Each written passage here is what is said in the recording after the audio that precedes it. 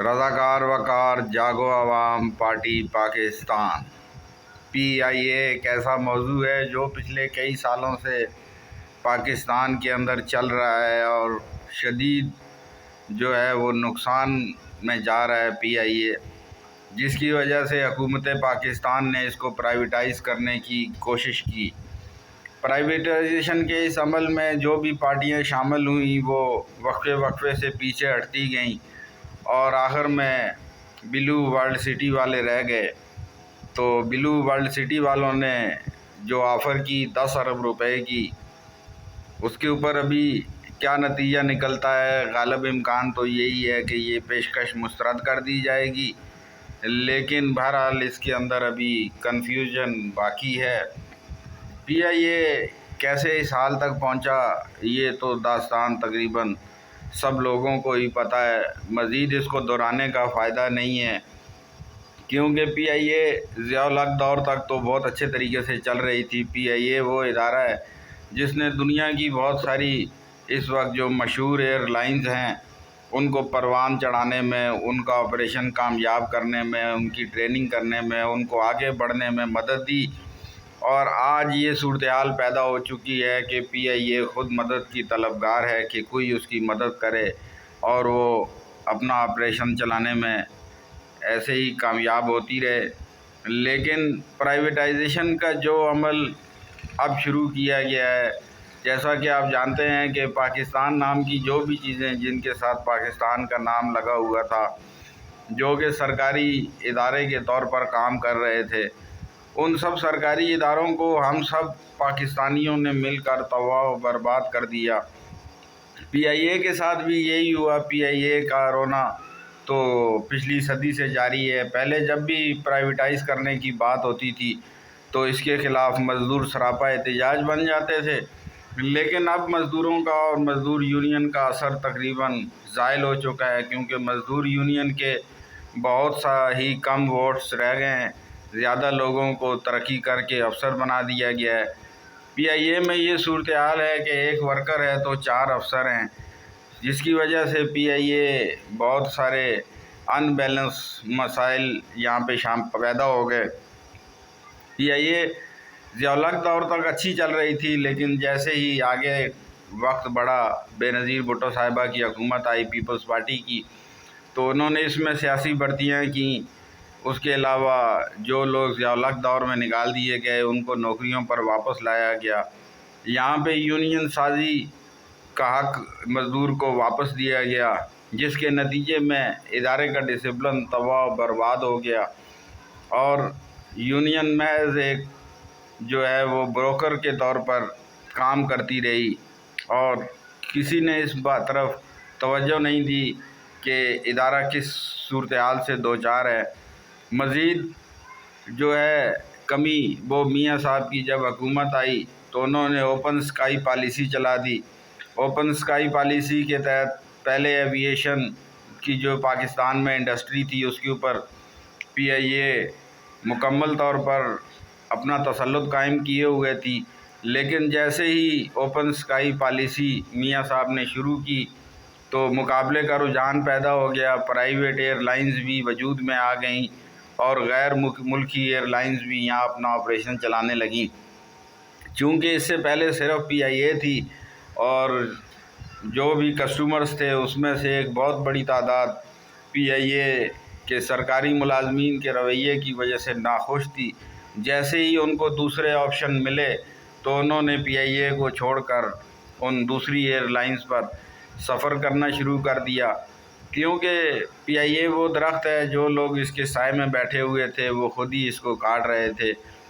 जब open sky policy शुरू हुई तो बहुत सारे जो कस्टमर्स थे उनकी जुदाई PIA के ऊपर जो है वो उसके मुनाफे में कमी का बायस बनी। जैसे जैसे वक्त गुज़रता रहा, नवाज़ शरीफ साहब की हुकूमत ख़त्म हुई, दोबारा बेनज़ीर भुट्टो साहिबा की हुकूमत आई, तो दोबारा ही इसी तरह के काम किए गए कि दोबारा बहुत बड़ी तादाद में लोगों को भर्ती किया गया सियासी बुनियादों पर और रीइंस्टेट भी किया गया सियासी बुनियादों पर, जिसके अंदर ऑपरेशन किस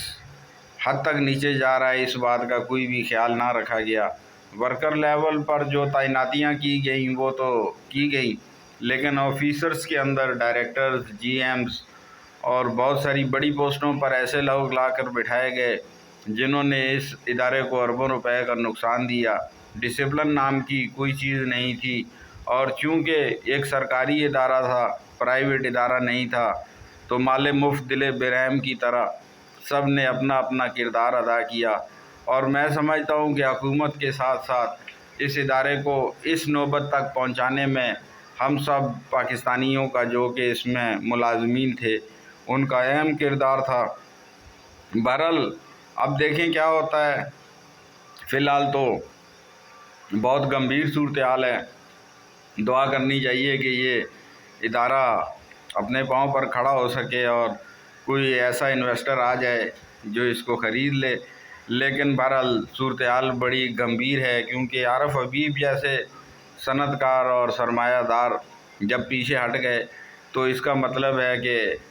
हालात इस एयरलाइन के बहुत ही ज़्यादा ख़राब हैं।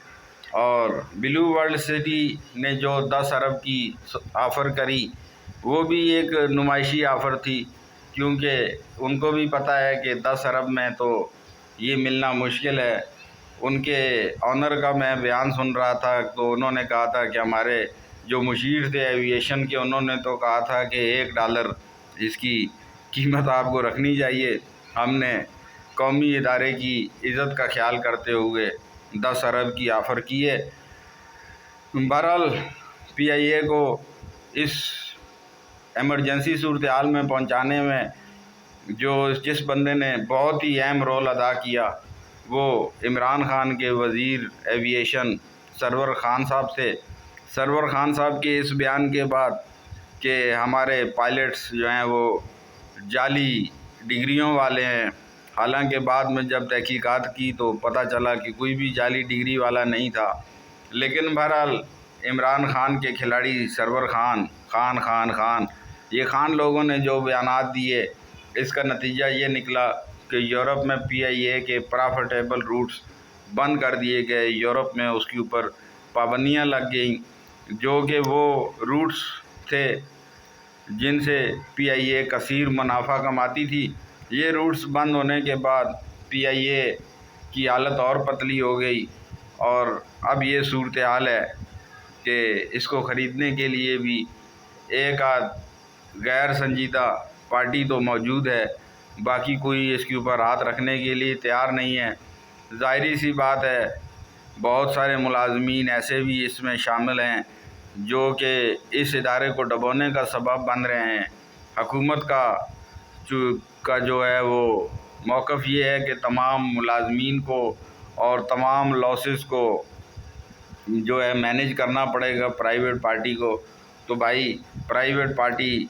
लॉसेस को मैनेज करने में किस तरह कामयाब हो सकती है जब तक उस इदारे में वो लोग मौजूद होंगे जिनकी वजह से नुकसान हो रहा है। क्योंकि पाकिस्तान इंटरनेशनल एयरलाइन के अंदर मुलाजमीन की जो तादाद है और जिस तरीके से वर्कर के मुकाबले में ऑफिसर्स की तादाद बहुत ज़्यादा है, तो ये एक ऐसा जो है PIA का समझ लें ब्लैक होल है, जिसको कोई भी सरमायादार कबूल करने के लिए तैयार नहीं है। क्योंकि ये आप खुद ही सोच लें, जहाँ पे 4 वर्कर हों और उनको हैंडल करने के लिए 5 ऑफिसर हों, तो इस इदारे का क्या हाल होगा। वही हाल होगा जो अभी हो रहा है। देखिए, अल्लाह बेहतर करे। बहरहाल दूसरी तरफ पाकिस्तानी मीडिया भी अजीब मीडिया है। पाकिस्तानी मीडिया के पेट में आजकल बहुत दर्द हो रहा है। तमाम एंकर पर्सन्स जो हैं, तमाम तबसरा निगार जो हैं, उनकी गुफ्तगू आप सुने तो उसमें एक ही नुक्ता वो उठा के फिर रहे हैं, एक ही बात को रगड़े जा रहे हैं कि आखिर इसमें क्या राज है जो खिलाड़ी आजकल खामोश है। खिलाड़ी अदालत में पेश होता है तो भी छुप छुप आके और मीडिया से दूर रहने की कोशिश करता है, और फ़ौजी क़यादत के ऊपर किसी किस्म की तनकीद नहीं कर रहा। तो मैं समझता हूँ कि ये अच्छी बात है کہ وہ ان لوگوں پر اب تنقید نہیں کر رہے جن کے اوپر وہ بلا جواز تنقید کیا کرتے تھے، کیونکہ وقت گزرنے کے ساتھ ساتھ ان کے اوپر اب یوٹیوبرز کا اثر کم ہو رہا ہے کھلاڑی کے اوپر، لہٰذا وہ حقیقت کی دنیا میں آتے جا رہے ہیں اور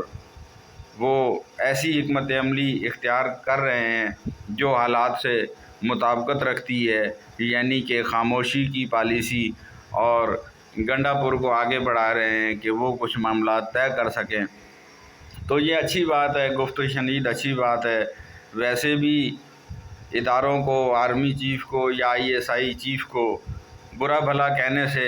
ان کا کیا فائدہ ہو سکتا ہے؟ ان کا کوئی بھی فائدہ نہیں ہو سکتا، صرف چند یوٹیوبرز جو ہیں وہ ان کی حمایت کر سکتے ہیں، لیکن عملی میدان میں اس سے نقصان ہی نقصان ہوگا۔ لہٰذا یہ اچھی بات ہے، یہ پاکستان کے لیے بھی اچھا ہے، کھلاڑی کے لیے بھی اچھا ہے، اور اداروں کے لیے بھی اچھا ہے کہ وہ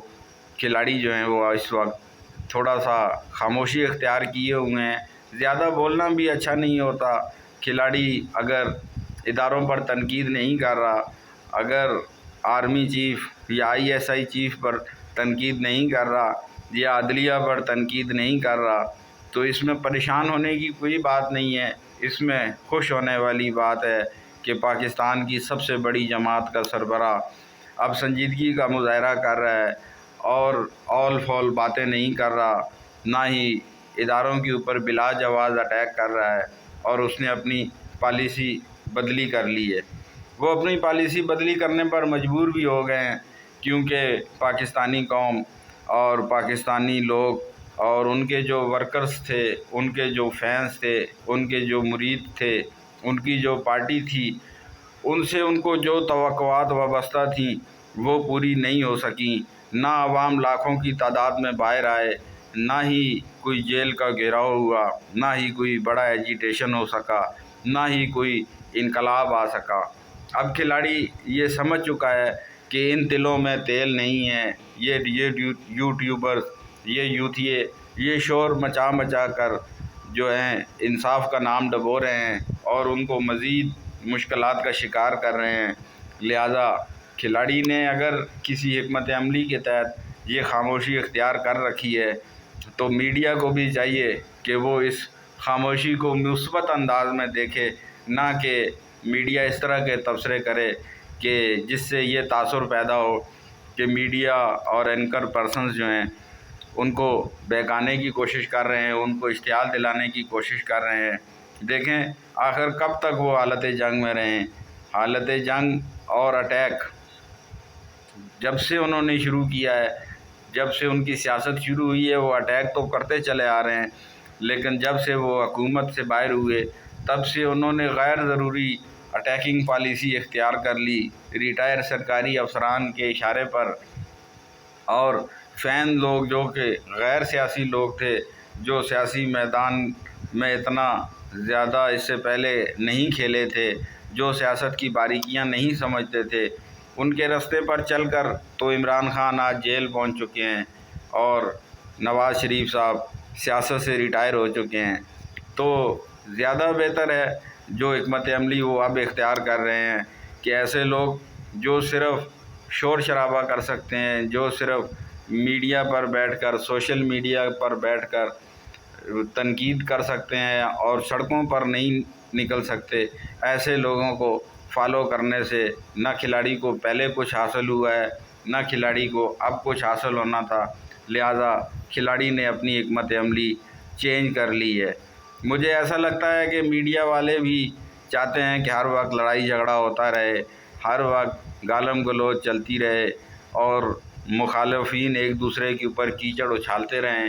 تاکہ ان کے پاس، میڈیا والوں کے پاس، تبصرہ نگاروں کے پاس مثالہ موجود رہے۔ تو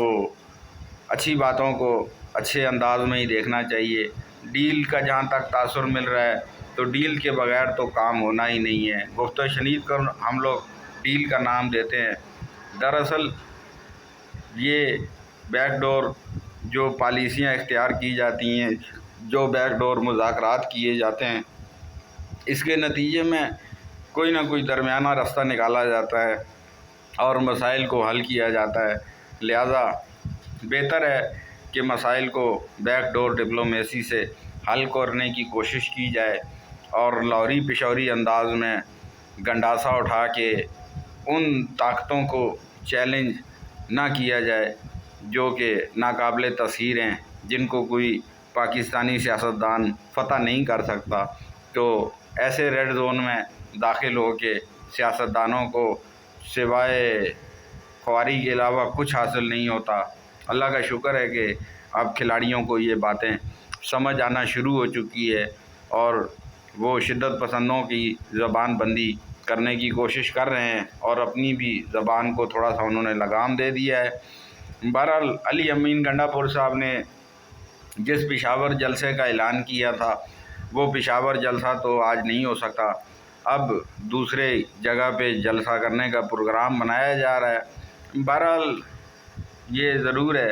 کہ وہ علامتی جلسہ جلوس کریں گے، لیکن اب وہ کسی بھی طرح خصوصاً گنڈا پور صاحب بیان بازی کی حد تک تو بڑکیں ضرور ماریں گے، لیکن عملی طور پہ نہ گنڈا پور صاحب اور نہ کھلاڑی صاحب اور نہ کھلاڑی کی فیملی، ان کی بیگم صاحبہ اب کوئی ایسی حکمت عملی اختیار کریں گے جس سے تصادم کی جو ہے صورتحال پیدا ہو جائے، کیونکہ تصادم بہرحال مناسب نہیں ہوتا، تصادم کا نتیجہ اچھا نہیں نکلتا۔ البتہ پاک فوج کی طرف سے ایک دفعہ پھر تردید آئی ہے اور انہوں نے کسی بھی قسم کی ڈیل کو جو ہے خارج امکان قرار دیا ہے۔ انہوں نے کہا ہے کہ سیاسی حکومت سے مذاکرات ہی کرنے پڑیں گے کھلاڑی کو، تو میں سمجھتا ہوں کہ اس میں بھی کوئی حرج نہیں ہے اگر حکومت کے ساتھ مذاکرات کر لیے جائیں، اس کے ساتھ معاملات طے کر لیے جائیں، جیسا کہ فضل الرحمان صاحب نے کہا ہے کہ چاہے فارم 47 کی ہو یا 45 کی، حکومت تو اب یہی ہے جو اس کو شہباز شریف لیڈ کر رہے ہیں، لہذا جس نے بھی اپنا کوئی کام کرانا ہوگا، کوئی معاملہ حل کرانا ہوگا تو اس کو اسی حکومت سے رابطہ کرنا پڑے گا۔ تو کھلاڑیوں نے جو پالیسی بدلی کی ہے اس کے اندر اب مفاہمت کی طرف وہ جاتے ہوئے نظر آ رہے ہیں۔ مفاہمت ہی وہ پالیسی ہے جو ان کو منزل تک پہنچا سکتی ہے۔ جنگ و جدل، انقلاب اور لاکھوں لوگوں کا سڑکوں پر آنا